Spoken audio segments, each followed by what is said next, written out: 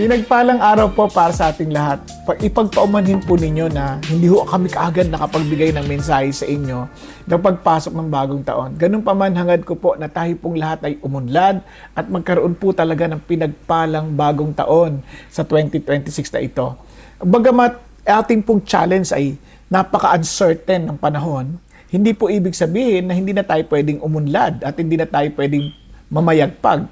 Kaya po, gusto ko lamang pong simulan sa ganitong kwento. Kamakailan lang po, meron po nagkwento sa akin. Sabi niya, lumapit siya, "Sir, hindi naman kami tamad. Nagtatrabaho naman kami." Sabi niya, "Pero parang mas mabilis pang tumaas ang presyo at gastos kaysa sa mga sweldo."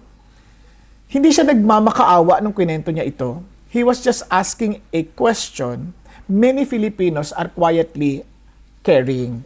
Yung bang, how do we keep going when life feels heavier every year? Di ba? Totoo naman po na parang pabigat ng pabigat yung ating hamon taon-taon.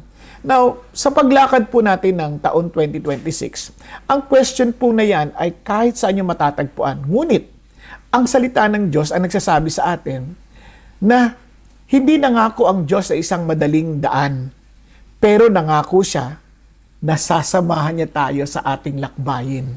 Bagamat mapaghamon ang lakbayin, salamat sa Diyos na hindi niya tayo iiwan. Sasamahan niya tayo.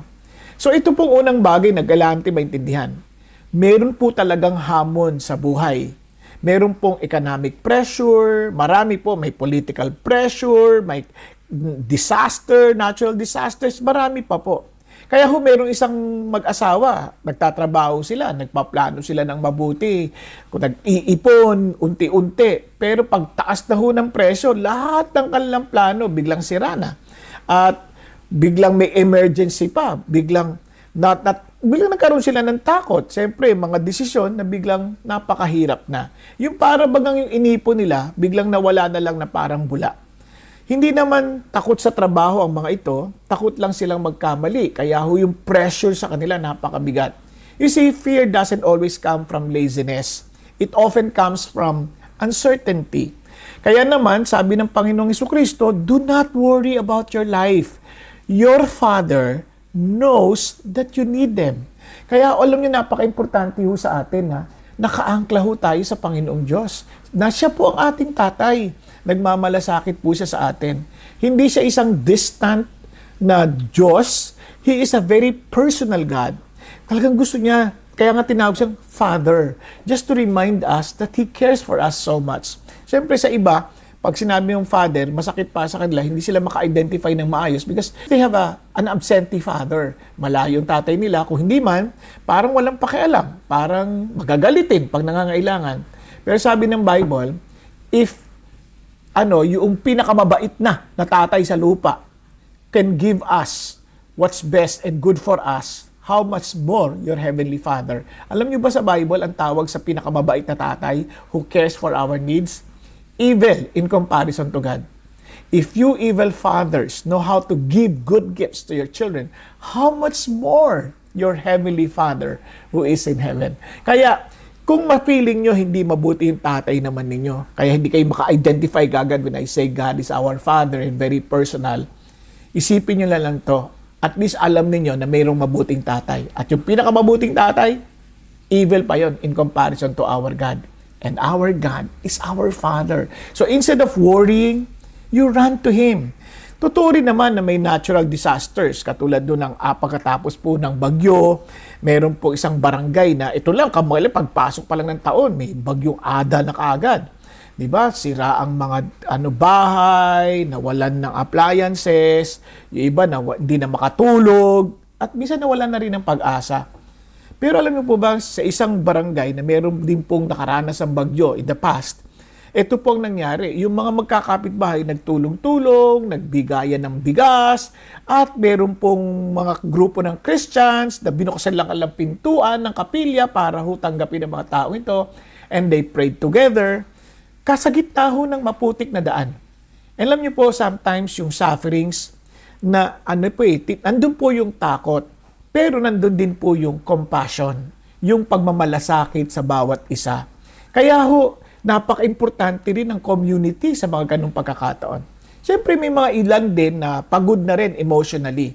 Kasi lahat, hindi man lahat ng struggle ay malakas ang dating. Pero may mga estudyante na lagi nakangiti, lagi naman nasa eskwelahan, nagsiserve pa rin sa ministry. Pero sa gabi, may iyak sila. Hindi naman sila nagre-rebelde sa Diyos. Pagod lang. Kaya sabi niya Psalm 73, alam mo, naintindihan ng Diyos yun eh.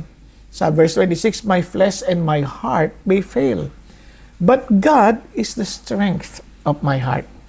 Minsan, ang pag-unlad at pagmamayagpag, pagkilala lang at pagtanggap natin na kailangan talaga natin ang Panginoon Diyos at aminin natin pagod tayo. Di naman masama yun. Ang Panginoon naintindihan niya tayo. Let's just be open with what we're feeling. Naalala ko tuloy si Job.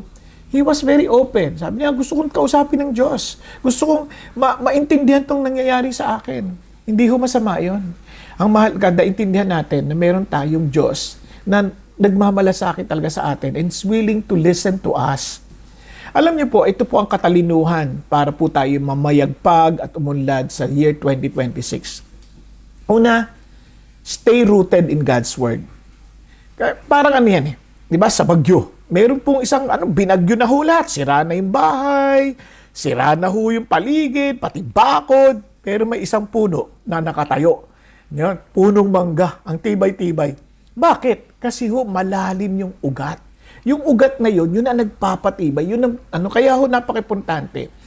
When life shakes us, what keeps us standing is not strength on the outside, but depth on the inside. Kaya importante po ang ugat.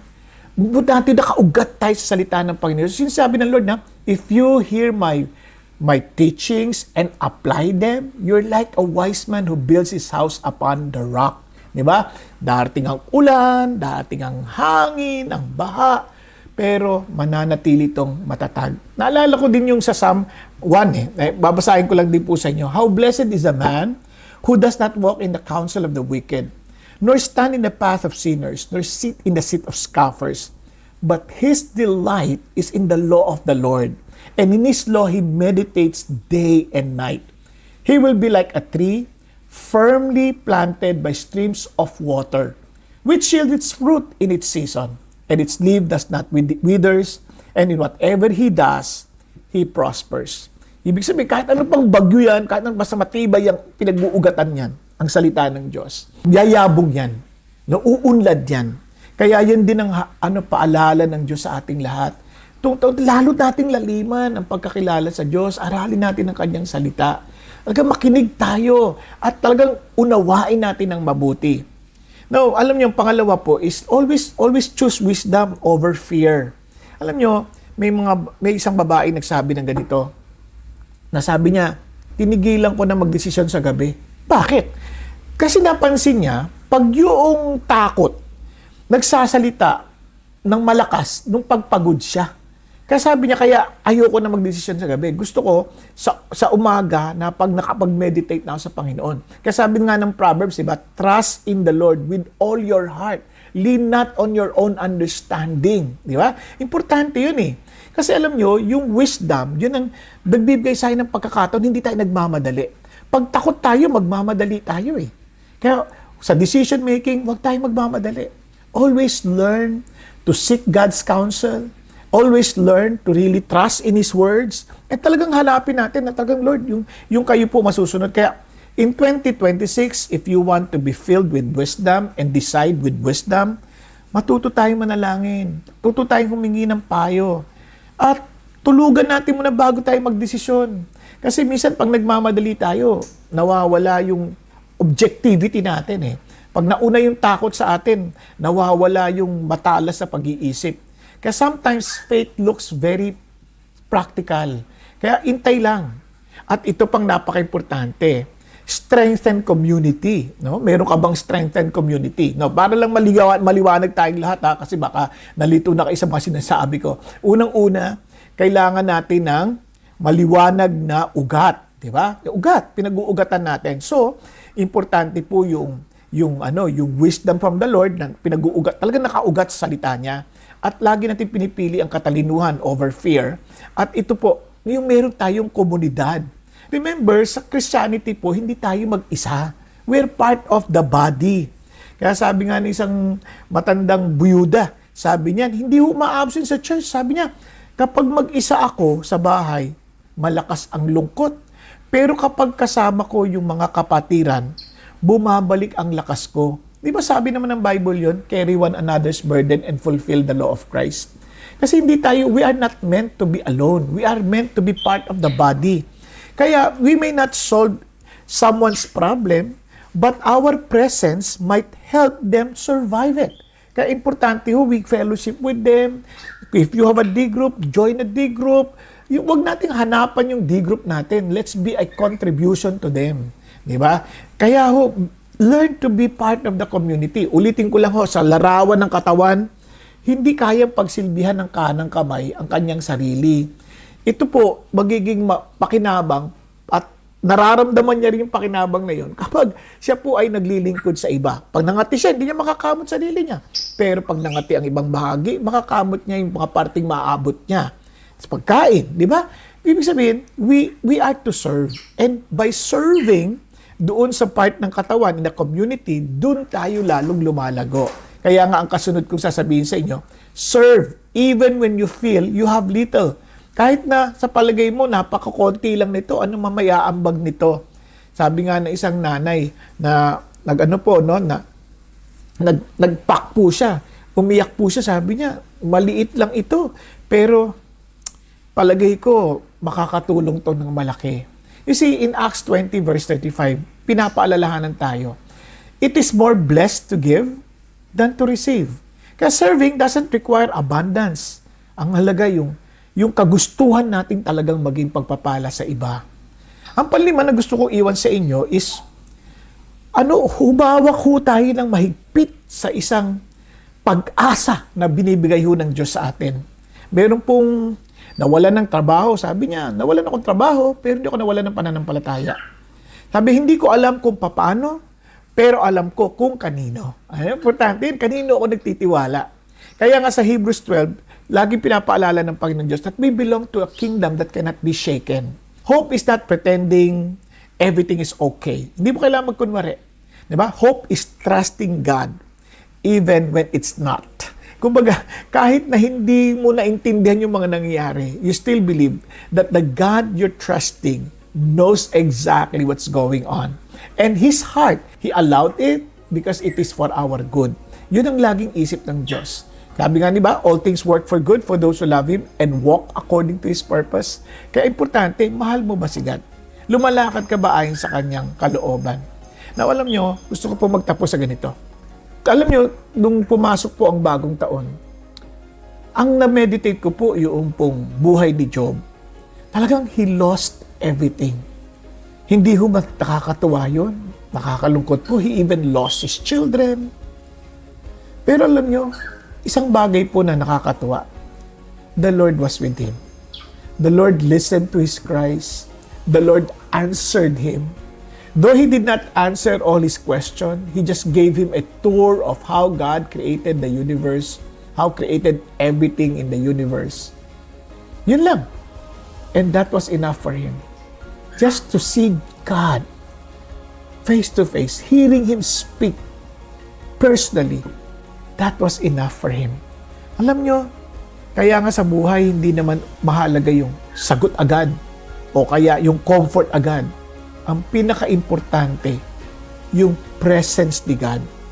Kaya sa 2026, marami tayong haharaping uncertainty. Maari tayong mapagod. Maari tayong natakot. Pero hindi tayo nag-iisa. Kaya lahat tayo bilang tagasunod ng Panginoong Kristo, stay rooted. Always choose wisdom. Always walk together. Don't be alone. Serve generously. Huwag mong lagi isipin, sarili mo lang, pakinabang mo lang. Hindi. Serve generously. Be honest to others. Maging accountable tayo sa isa't isa. And let us hope firstly. And may the word says, and they went through hard times, but they never walked without God. Kung gusto niyo mag-thrive in 2026, alalahanin niyo po ang mga bagay na yan. Huwag ho nating kakalimutan, God is with us. And He promised this, He will never leave you nor forsake you. God bless po.